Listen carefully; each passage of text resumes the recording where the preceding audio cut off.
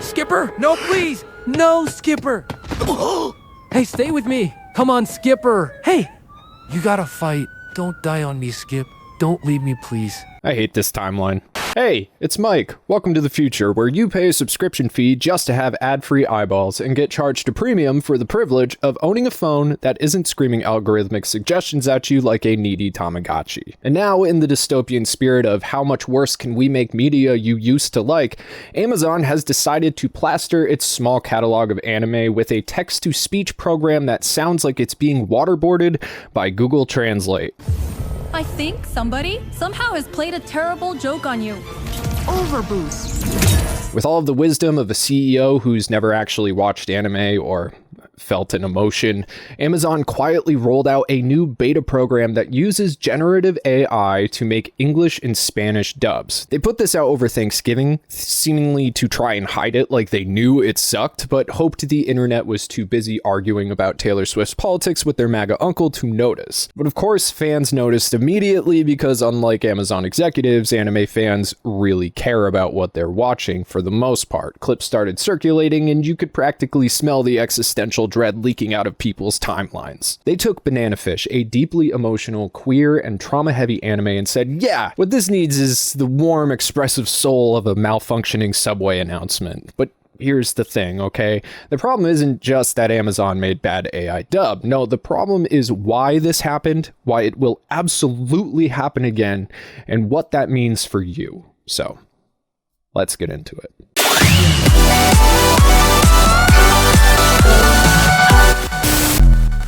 This video is sponsored by Figurama Collectors, and they just dropped something absolutely insane for their 10th anniversary. They have released 3 limited manga-style statues, and when I say limited, I mean only 100 pieces of each in the entire world, and as of right now, fewer than 75 remain for each.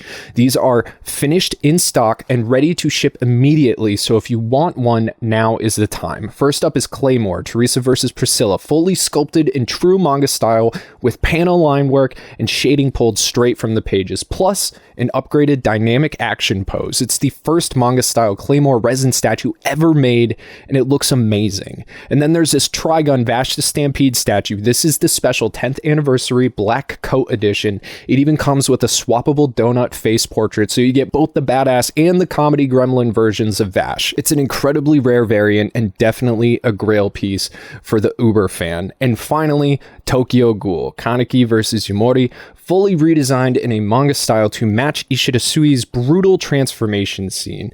The sculpted line work and shading looks like the panels came to life. It's one of the first manga style Tokyo Ghoul statues ever produced. All 3 have under 75 pieces left. Payment plans go up to 10 months. They ship immediately, which is crazy, and you can grab one now at the link in the description. And if you use our code BP10th, you'll get $50 off of your statue. So do not wait. Get one before they are literally gone forever. And thank you to Figurama for working with us yet again. You have been one of our favorite partners for the entire history of this channel. Congratulations on 10 years. Let's get back to the video. Yesterday, I was driving home from Boston after a very long day. I was exhausted and starving, so we pulled over at a rest stop. The options were gas station food or McDonald's. They cost the same, so I went to McDuck's and ordered a McCrispy for the first time in like 15 years. I asked for pickles on it. When I got back to the car, I opened my sandwich and it was a burnt piece of fried chicken with 3 pickles on it, smashed between 2 completely flat buns. No lettuce, tomatoes, not even mayo. And besides being my Batman origin story, bringing this up will make sense later, I promise. So, Amazon tried these new AI dubs with Banana Fish, a manga I deeply love. We should probably cover it sometime. No Game, No Life Zero, and Vinland Saga. And the thing about these dubs is they're not just bad. It's a nightmare reel of everything generative AI cannot do, but corporations insist on forcing it up your ass anyway. It's a perfect representation of what happens when an inhuman exploitative company decides that art is just product. Voice acting is just noise, and as the quarterly reports go up, things should be as cheap to make and as shitty as possible. You watch these These scenes that are supposed to feel raw and painful and human and are completely butchered by a machine that has no idea what it's doing. Literally, a character is dying, and the AI voice delivers it with the emotional intensity of your dad clipping his toenails in the living room. And don't get me wrong, it's not about the dub itself being bad. I love a good bad dub. In fact, one of our yearly Patreon viewing parties is of a old anime OVA called Dark Cat, which is one of the best bad dubs of all time. Those old school dubs with poor quality, with like people that are pulled off of the street into a closet and told to read lines of something they have no idea the context of, have a certain character to them that is both funny and heartwarming in their own way. Out! I can't let you have your way. Now you must die. The badness has a sincerity to it, and within that there's clear humanity of a person who's just never read lines before. You don't want to hear this. Just go home. Hiroki. Just go home. I want to be alone. But this is clearly a poorly implemented program with the sole goal of finding a cheaper option than hiring actual voice actors for dubs in different languages. Amazon is just trying to minimize their labor costs while maximizing their profitability. This is American capitalism. How can we erase as many potential jobs as possible while maintaining a product of just enough quality to keep morons subscribed to our platform? And that is the entire logic, and that is the driving force between every AI rollout in creative industries right now. This is just another example in a long list of AI tools made specifically to turn creative industries into more profitable slot machines. Voice actors already work in an industry where the margins are razor thin. Anime dubs are famously low paying. New actors often have to take minor roles just to get their foot in the door, and then they rely on steady, smaller jobs to build experience, earn credits, and eventually land the big roles that can maybe pay their rent. All the while, they have to struggle against the established actors that you hear in every single dub. But AI erases that latter entirely. It takes away jobs, but it also takes away the soul of the art and the potential for a career. And voice actors are rightfully pissed off about this. Damon Mills, most well known for his role as Frieza in Dragon Ball Super, but has also been in a ton of anime and video games, tore Amazon apart on Twitter. Anime is more popular than ever. This year alone had 2 of the highest grossing animated movies to date at the box office, both of which are eligible for Oscar nominations. Amazon's choice to use AI to dub Banana Fish is a massive insult to us as performers. AI continues to threaten livelihoods of performers in every language. Yes, even Japanese performers who are also incredibly vocal on this topic. Voice actors deserve the same level of respect as on-camera performers. Shame on you at Amazon, at Prime Video. After years of fans hoping for an English dub of Banana Fish, you give it to us as AI-generated garbage. It's disrespectful as hell. Was a queer trauma narrative handed to a machine because paying real actors is too hard? Fix this, or I personally will not work with you as an actor ever again on any of your dubs. This is not the future. This is erasure. He's completely right, and we're fortunate that Amazon backed off. Or are we? They quietly took down many of the AI dubs without any kind of formal apology. So have they learned anything? It's shown that at the very least, anime audiences are not willing to take current AI in their shows and will likely delay any other streaming services like Netflix or Crunchyroll to push the envelope. For now. But that doesn't mean it's over. Eventually, AI will get harder to distinguish from humans and not sound like a tin can speaking from inside a tin can. Will the average viewer care then? It's not their jobs, not their careers, you know? Food for thought. The last thing that anime needs right now is a massive AI invasion. This is an industry where the people actually making the art, animators, voice actors, translators, etc., are treated as the most disposable part of the pipeline. They are overworked and underpaid, while the corporations that license and distribute the shows keep pushing for higher margins with lower costs. And that's the part that should worry people. Once a company shows that it's willing to use AI for something as sensitive as voice acting, they're not going to stop. If this had gone well, we would have seen more AI dubs, more languages, more shows, and fewer people getting paid to bring characters to life. Life being the important word in that sentence. This wasn't Amazon being clueless and making a whoopsie. This was Amazon testing a boundary, seeing what they can get away with, seeing how much of the human element they can cut out before anybody notices. Anime only exists because hundreds of people put real time and effort into making it. When companies start replacing those people with automated tools, the quality is going to drop immediately. And if audiences accept that lower quality, it gives companies permission to push it even further, and they will. But that's not the only problem. These are stories created by real people with real ideas.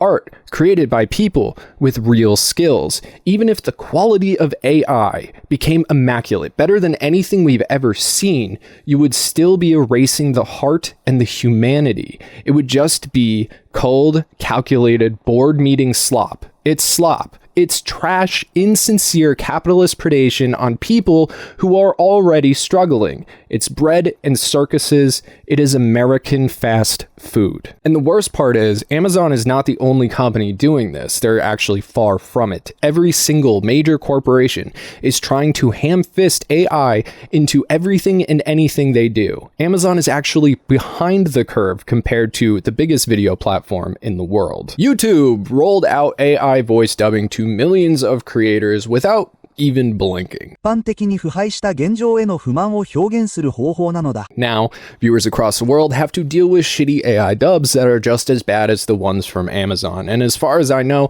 the only way to turn these off as a viewer is to go into your playback and performance settings and add every language of the creators you watch as a preferred language, so YouTube won't use its terrible AI dubs automatically. Just another thing you, as the viewer, have to deal with because YouTube cannot deal with anything on its own. Just another thing we as creators have to try and get our viewers to do because all of the responsibility is hoisted on us and you from a company who just doesn't care. And people have complained, but not enough people. So it's not going to go away. And you can be certain that if YouTube is doing it, other companies are going to feel that they need to catch up. This is why the Amazon dub matters, not because Banana Fish got butchered by a robot, which pisses me off, but because it shows how quickly companies will adopt AI if they think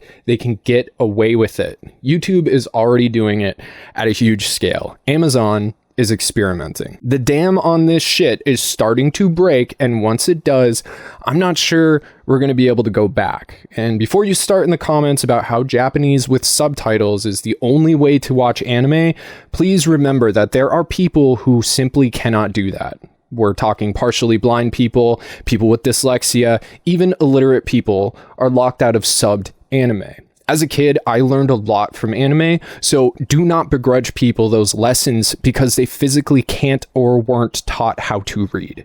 And I'm sure that there's plenty of people out there who believe that this is all just inevitable, and to an extent, I agree. AI is here to stay. Every major corporation is trying to figure out how to implement it, but I also think it needs to stay in its fucking lane. There's AI that is literally a tool like Photoshop's select subject button or After Effects automated motion tracking. It's technically AI, but it's also a literal tool that is used for creatives. I think this sort of thing is fine. It's helping me do repetitive, mindless parts of my job quicker, not replacing me as an artist. I can motion track by hand, but if I don't have to, that means I can spend more time researching, writing, planning, and making the important parts of a production better. Cutting clean images and smoothly motion tracking something is just icing on the cake. It's dress up. We only do it to keep your squirrel brains trained on the words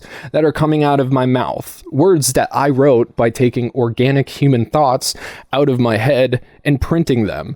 That's a massive difference. And this is where the conversation gets messy because not all AI is created equal. But just because something can be good doesn't mean that it can only be good. And just because something is bad doesn't mean that it can only be bad. So what I see more than anything else is the lack of distinction between AI and creative fields versus others. Like in the medical field, there's specific AI applications that help diagnose disease more accurately or help analyze medical images.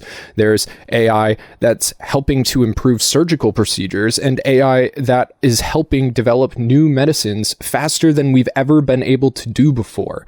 And that may not matter to you, but in 2018, my wife was diagnosed with an incurable kidney disease. It was a death sentence, and technically still is. And no, a transplant won't fix it. Nothing will. Regardless, thanks to the incredible advancement in medicine over the past couple years, we just got our first glimmer of real hope. This week, none of these specific AI advancements are taking people's jobs. They're making it easier for professionals with medical doctorates in this field to do their job better and quicker. That means more patients get seen, get diagnosed, and more cures are created. As long as those sciences continue to be funded, which they're not because of the many things, which we'll eventually talk about. We're going to hit everything one day. But I think that's the difference between something like generative images, video and voices, music, versus applications that actually help people do science. And this is where the line between what's okay and what isn't becomes very muddy. Because with Amazon, they're a giant company with a quadrillion dollars. They can pay someone to dub their licensed shows. But a lot of YouTubers can't, right? I can't pay for someone to dub my videos in 8 languages. I barely get paid to do it in English. So technically, AI dubbing gives my channel way more reach than it ever had before. But does that mean AI dubbing is okay as long as you're poor? In my opinion, the answer is no. But it's also not okay for me to take free volunteers. Dubs are something that I am locked out of. All of it just leads to a simple question.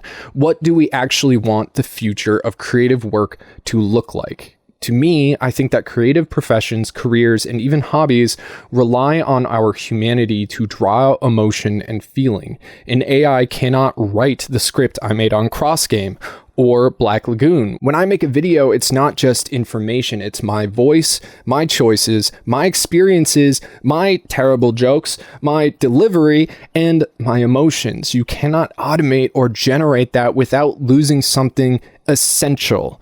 And that essential piece is truth. It's part of why I do this. Truth. It's proof that I existed. This will outlast me. It's not news. It's not daily content slop. I make evergreen videos, evergreen content that's supposed to last. And the same goes for anime. These shows are carried by the people who write them and draw them and animate them and score them and perform in them. If you take away those people, what's left? Product, not art. No reason to remember it. Just eat it up and shit it out. And that's why the Amazon dub really matters. Companies will always choose the cheapest option unless you force them not to, because even the cheapest product to make still costs money. If you don't buy the supply, Amazon is left holding the bag. And this works, I promise you. Target has lost over $20 billion in market value and had a 21% drop in net income in the second quarter alone because of mass boycotts. Yes, we don't shop there, guys. The company is heavily suffering from its cold corporate choices to bend the knee. And we can do this with AI too. But if audiences let AI voices slide, studios will take that as permission to keep going until there is nothing human left to cut out. It is the highway McDonald's. If you let it proliferate, it will be your only option when you need food. And even if it's sad, fucked up, made with spite, and will inevitably give you cancer, you're gonna eat it through frustrated tears because it's the only option. Fuck you. So make no mistake, AI is the nuclear bomb of our generation. I haven't even mentioned the numerous ways it's being implemented in exciting ways to murder people. My uncle told me before he died and I became Massachusetts Spider-Man that with great power comes great responsibility. You can use atomic power to destroy nations or to power the world. It's a choice, not a game. One cannot simply play God. You can use AI to eradicate cancer, cure AIDS, expand our knowledge of astronomy, and explore the deepest recesses of our oceans. Or you can exploit it for profit, crypto mining, weapons manufacturing, propaganda, job replacement, human replacement. Creative work only survives when people value the humans behind it. When you watch a YouTuber talk about a show they love, you should be hearing them. Errol is a young boy who lives in a fantasy world where everyone has a blessing in the form of a class. Not a multilingual clone stitched together by an algorithm. He begins with a quiet young man named Akira sitting in his classroom. One of his classmates walks up to him. They should be reading their words. Unfortunately, he gets defeated. This is Khan, a hardcore gamer. Not an automated script put together by ripping off a consensus of Redditors and Wikipedia articles calculated through a language learning program. In this world, ancient ruins are scattered everywhere, mysterious and... Hey, editing Mike here. So, I didn't even know how bad like this AI recap channel thing had gotten. I just wanted to put a little thing in here. I found minimum, like, by the time I stopped like recording and catching new stuff, I found minimum 10 channels, all with the same voice, like I just showed you, all run by the same people. Every single one of their channel descriptions is like, we make our videos with love, and like, we blah, blah, blah, and all this shit. They have a combined, let me see, I did it in the calculator, minimum 2,336,000 subscribers. They put out minimum 4 videos a day across these channels, and they're all somewhere between 2 and 9 hours long. And they get millions of views. These guys are making somewhere between probably $25,000 and $30,000 a month, all combined. And I just want to let you know, if you watch this shit, I fucking hate you so much. So what does this all mean going forward? For me, it's simple. Stop replacing people with AI and stop allowing people to be replaced with AI. We need regulation, caution, responsibility, and moral leadership. Let it remove friction, not people. And if a company tries to take the human part out of something you care about, push back. Say something. Support all artists. Watch the real versions of things. Do not normalize the shortcut, because once you get used to AI doing the talking and thinking and singing for us, companies will stop hiring the people who made these things meaningful in the first place. The creatures who created these art forms. And at that point, it won't matter how many languages a show is available in. It just won't feel like anything. Creativity is valuable because it is human, it's specific, it's flawed, and it's emotional. It's unique. It's based on the individual's experience, which could never be replicated. It cannot be copied by a machine. If the art we consume stops coming from people who actually feel something, then we're not just losing jobs. We're losing the reason any of this mattered in the first place.